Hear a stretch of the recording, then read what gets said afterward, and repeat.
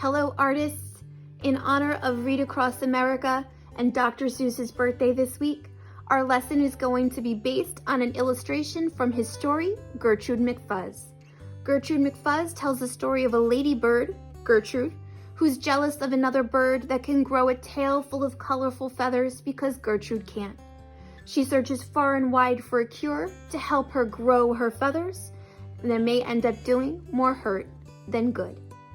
We're going to learn how to draw Gertrude and her tail full of feathers, and then you can make them as colorful as you like with the art materials of your choice.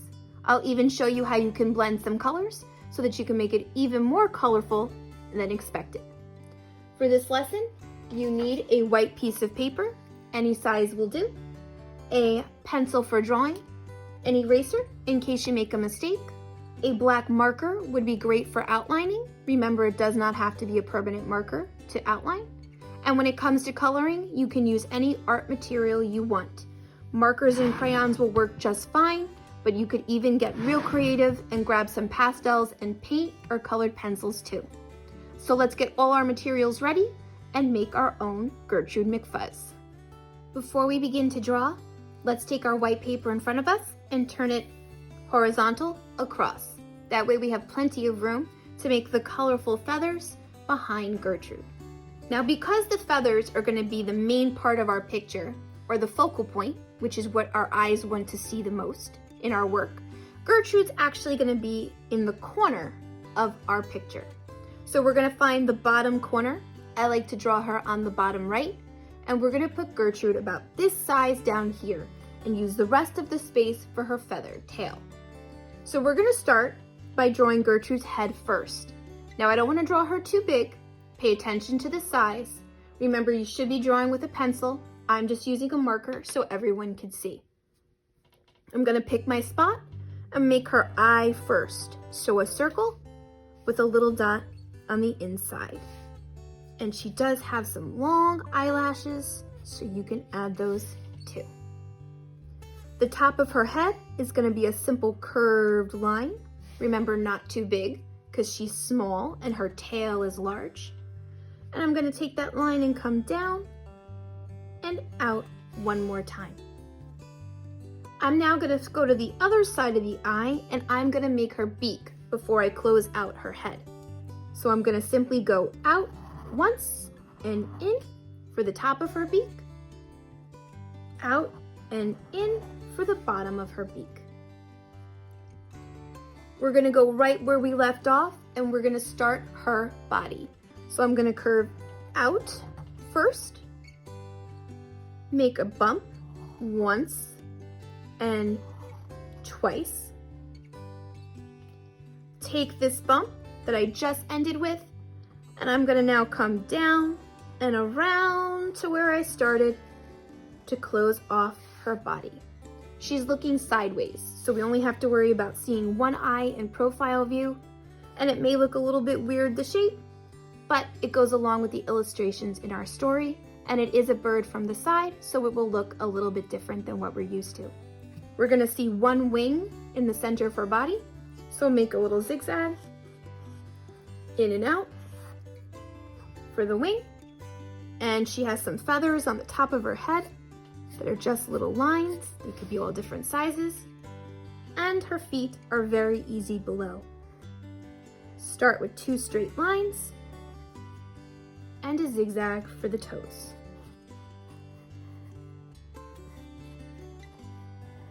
And there you have Gertrude McFuzz. Now that Gertrude's done, we have to make her colorful tail. That's the most important part of the picture. So what we're going to do is we're going to start small with the feathers and we're going to get bigger and bigger so we can fill up all of the rest of our space. So I'm going to go right to the end of her body, and the feathers are easy. They start with 2 lines that come up almost straight, and then I connect them with a zigzag. So you can make them a little bit more wavy. They do not have to be straight lines. They could be thinner, they could be wider. It's up to you. Once you have the first smaller ones done, I'm going to now start to get bigger and fill in the spaces in between. So I'll come in between and make some bigger feathers next. They're going to look like they're overlapping.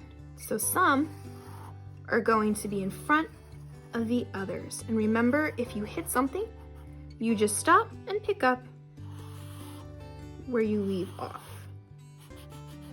We want overlapping in our picture because that's why they'll look that her tail is all filled in. And I'm gonna keep going, and I can make them twirl and twist in all different directions. They don't have to be straight. Here's some that come this way.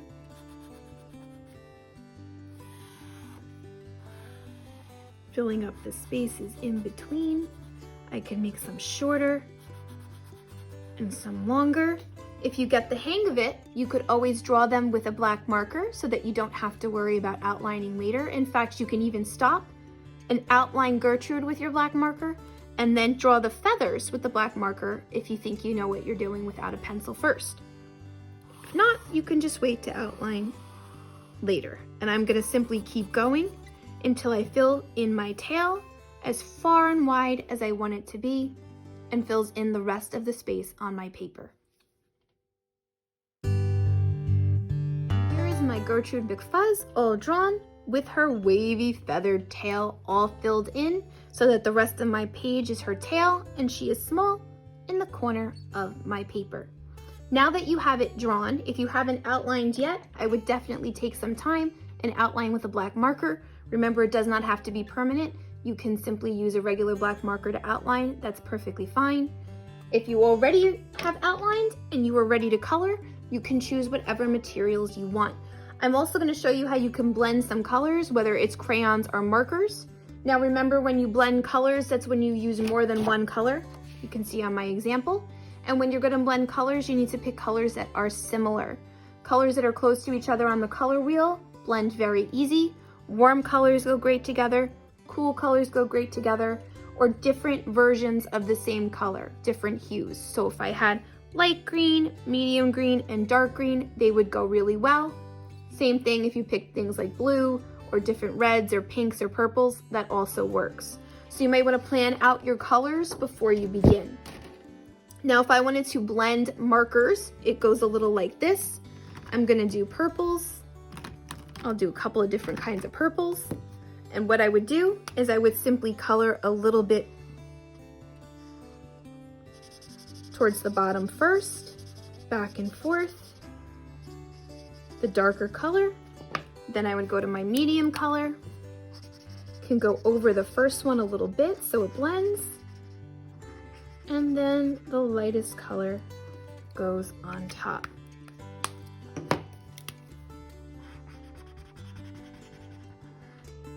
There you go, and color over a little bit the one before it so that it blends and it doesn't look like stripes.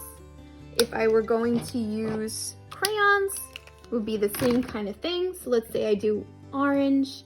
Orange looks good with yellow. And maybe I will do a reddish pink color. So I'm gonna pick the darkest one first, which would be this dark orange. I would simply color about 1/3 of the way up.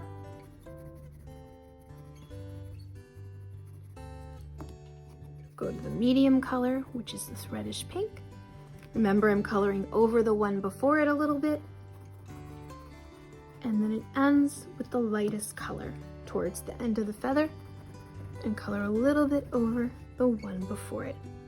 You could blend with 3 colors, you could blend with 2, however you choose to do it. If you want to blend, just make sure it goes dark, medium, and light. It'll also work with color pencils if you want. It's up to you what materials you want to use. If you'd rather just do different colored feathers, that's another way to go. It does look pretty cool if you blend the colors, so you may want to take your time and try that out. Remember, you could always test it on the back of your paper first before you use the colors or on a piece of scrap paper so that you know what it looks like before you put it on your final picture. Here's my Gertrude McFuzz all done. I just used crayons to blend mine in. Very simple materials, and it worked awesome. Take your time when you pick your colors, plan them out before you put them on your final paper. And as for Gertrude, she's black and white in the picture, So all you have to do is outline her with the black marker, and then you can leave it alone. You do not have to color her in. She's black and white so that there's contrast against the real colorful tail behind her. So it's very simple. All you have to worry about is coloring the tail. You don't have to color in Gertrude. She can stay black and white. Take your time with your Gertrude McFuzz pictures. Pick as many colors as you want for her rainbow colorful tail. Completely and neatly color in the feathers, and I can't wait to see what they look like when they are done.